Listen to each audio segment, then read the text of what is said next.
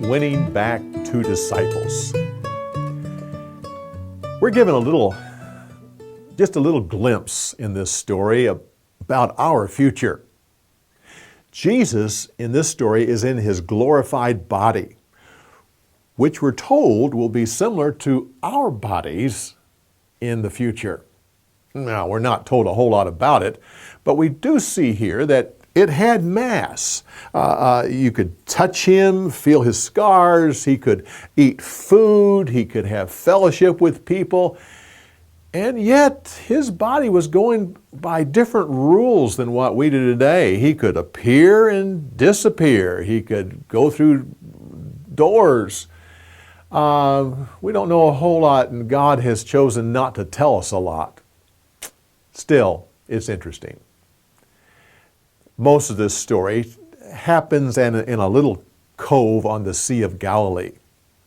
It's the same place that years before Jesus went and called Peter, James, and John to be his disciples. Both instances, there was fishing involved. Both times they had fished all night and not caught anything. And both times there was a miracle of fish. The first time, Jesus told Peter to throw out the nets, and yet Peter threw out one net and it got hit by a school of fish and it started ripping it apart, and they filled 2 boats full of fish. Peter fell down and said, "Leave me, I'm a sinful man." And Jesus said, "Follow me, and I will make you a fisherman of men." Now this time, it's the same thing. You cast the net on the other side. This time they caught 153 large fish and the net didn't break.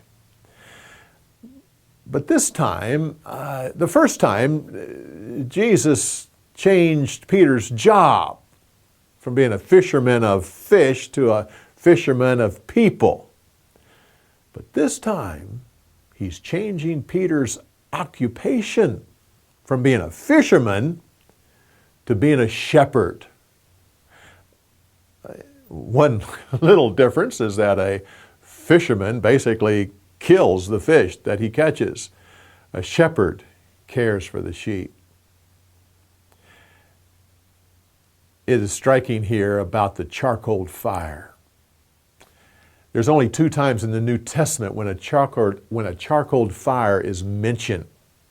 The first time was when Peter followed from afar off and went into Caiaphas's courtyard and was out warming himself by a charcoal fire while Jesus was on trial, setting up the stage for Peter to deny the Lord 3 times. Now, after the resurrection, when the men come to shore, they see that Jesus is cooking fish on a charcoal fire.